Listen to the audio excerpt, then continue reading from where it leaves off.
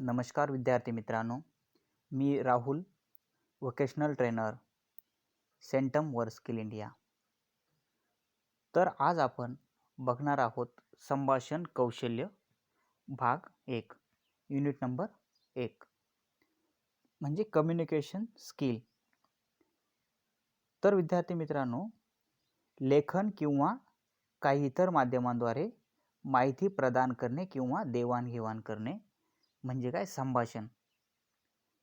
तर आपणास जर ढोबळमानाने व्याख्या करायची झाली तर ती व्याख्या आपण कशी करू शकतो, तर एकमेकांमधील समजुती किंवा एकमेकांमधील भावभावना ह्या व्यक्त करणे, यासाठी दोन किंवा त्यापेक्षा अधिक व्यक्ती यांचा त्यामध्ये सहभाग असू शकतो. म्हणजे आपण माहिती असेल, बातम्या असेल, विचार ह्या वेगवेगळ्या गोष्टींची काय केली जाते, माहिती दिली जाते. आता फक्त माहितीच दिली जाते असं नाही, तर त्याचा अर्थ देखील समजावला जातो. तर सर्वसाधारणपणे संभाषण हा लोकांना किंवा ज्या ठिकाणी लोक काम करतात अशी ठिकाणी जोडण्याचं एक साधन निर्माण झालं आहे. तर संभाषणाचे काही प्रकार देखील महत्त्वाचे आहेत, ते देखील आपल्याला बघणं आवश्यक आहे. हे टाइप्स ऑफ कम्युनिकेशन. संभाषणाचे मुख्यतः 3 प्रकार पडतात. तर ते पुढील प्रमाणे आहेत. पहिला प्रकार मौखिक संभाषण, दुसरा प्रकार अमौखिक संभाषण आणि दृश्य संभाषण. तर आपण पहिल्या प्रकाराचा जर विचार केला तर मौखिक संभाषण म्हणजे व्हर्बल कम्युनिकेशन. मौखिक संदेश हा असा संदेश आहे जो तोंडातून बाहेर निघणाऱ्या शब्दाद्वारे येतो. त्याचे सादरीकरण त्याप्रमाणे खूप सुलभ आहे आणि जो तात्काळ आणि कमी खर्चिक असा संभाषणाचा प्रकार आहे. बघा, आपण एकमेकांशी शब्दांद्वारे काहीतरी बोलत असतो, मनातील भावभावना आपण व्यक्त करत असतो. त्याला शब्दाचा आधार, वाक्याचा आधार देत असताना ती जी प्रक्रिया किंवा तो जो संभाषणाचा प्रकार आपण विचारात घेतो तो म्हणजे मौखिक संभाषण होय, व्हर्बल कम्युनिकेशन. आता दुसरा प्रकार जर बघितला, अमौखिक संभाषण, नॉन व्हर्बल कम्युनिकेशन. बऱ्याच वेळा आपण आपल्या शब्दांच्या शिवाय समोरच्या व्यक्तीसोबत संभाषण करत असतो. म्हणजे एखादी म्हणजे काय म्हणता येईल आपल्याला, एखादा व्यक्ती काय करत असतो, कोणताही शब्द न बोलता फक्त खानाखुणांच्या माध्यमातून काय करत असतो, संभाषण करत असतो किंवा स्वतःचं मत हे दुसऱ्याला सांगत असतो आणि नंतर त्याच्याकडनं प्रतिक्रिया म्हणून, फीडबॅक म्हणून त्याच्याकडनंही अशीच काही माध्यमांद्वारे काय करतो, त्याचंही मत जाणून घेत असतो.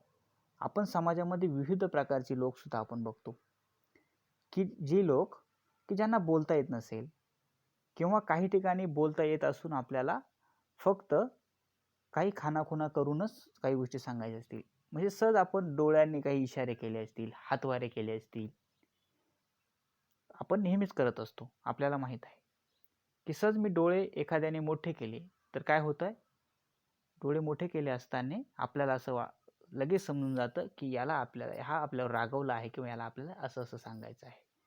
एखाद्याने स्मित हास्य केलं असेल किंवा वेगवेगळ्या हातांच्या साहाय्याने संभाषण किंवा संवाद करणं म्हणजे अमौखिक संभाषण होय किंवा अमौखिक संवाद होय. त्यानंतर तिसरा प्रकार आहे दृश्य संभाषण. आता दृश्य संभाषण म्हणजे व्हिज्युअल कम्युनिकेशन. दृश्य संभाषण हा संभाषणाचा एक प्रभावी प्रकार मानला जातो, ज्यामध्ये कल्पना आणि माहितीसाठी वेगवेगळे वर्णन केले जाऊ शकतात.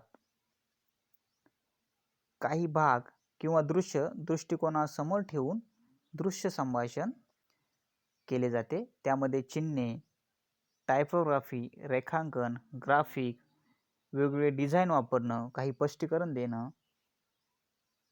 आपण बघत असतो काही जाहिराती होतात, ॲनिमेशन, त्यात रंग संगती वापरल्या जातात किंवा वेगवेगळे इलेक्ट्रॉनिक संसाधने यांचाही वापर केला जातो. तर हे दृश्य संभाषण आहे.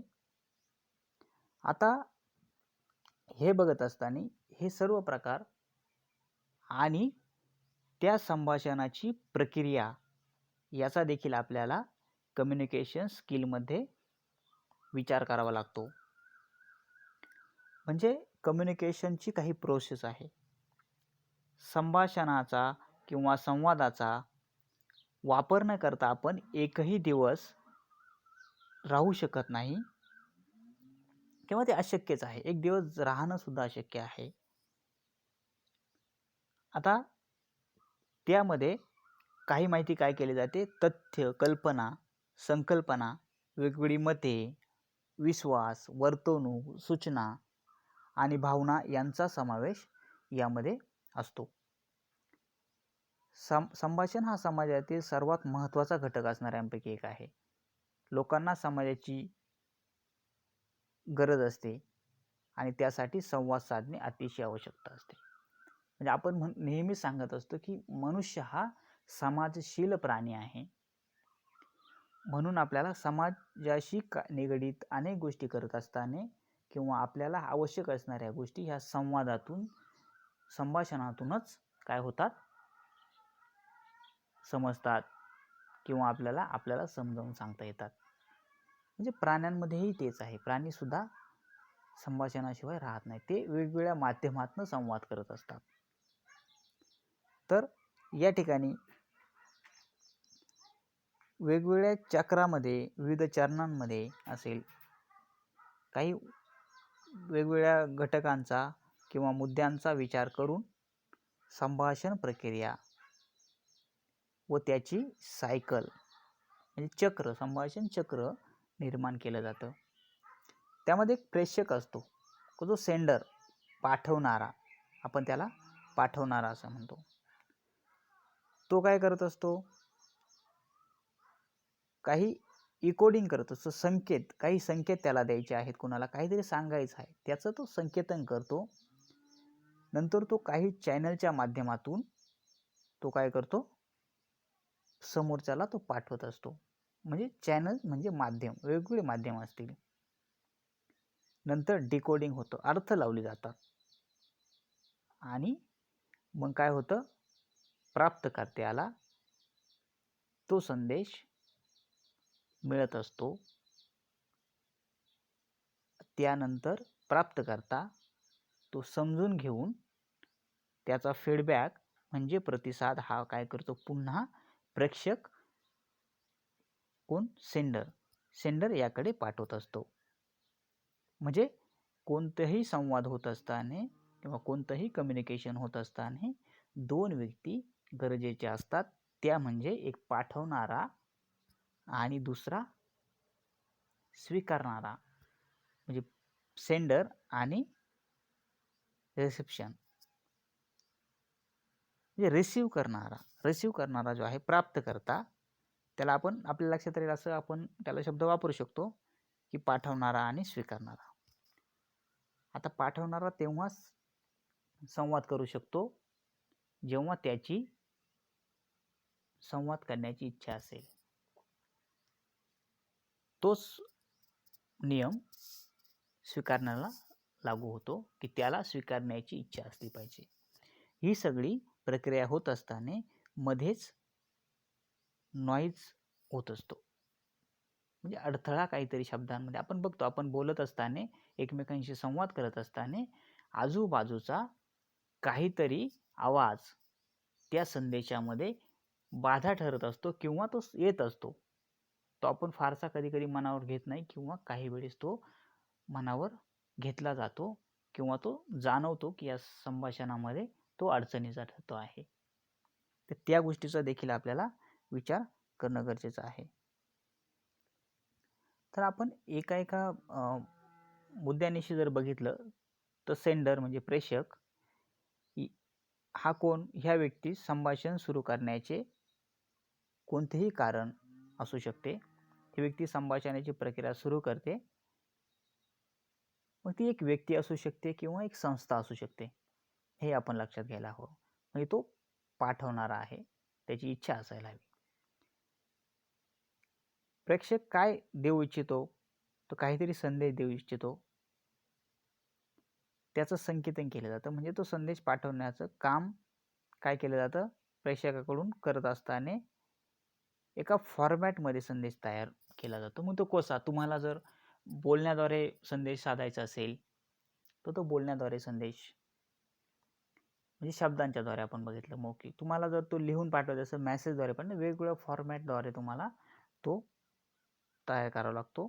मग त्याचं संकेतन केलं जातं. आता वेगवेगळ्या माध्यमांतून तो संदेश पाठवला जाऊ शकतो. त्यानंतर प्राप्तकर्ता ही एक व्यक्ती किंवा संस्था असू शकते, ज्यासाठी प्रेक्षक संदेश पाठवत असतो. हा संदेश प्राप्त करून त्या संदेशाचा अर्थ लावण्याचं काम प्राप्तकर्ता किंवा स्वीकारणारा करत असतो. तर विद्यार्थी मित्रांनो, आज आपण संभाषणाची व्याख्या, संभाषणाचे प्रकार आणि संभाषणाची सायकल म्हणजे संभाषणाचे चक्र याची थोडक्यात माहिती बघितलेली आहे. तर आज इतकंच. पुढे आपण संभाषणामध्ये वेगवेगळ्या गोष्टी नंतर बघूयात. धन्यवाद.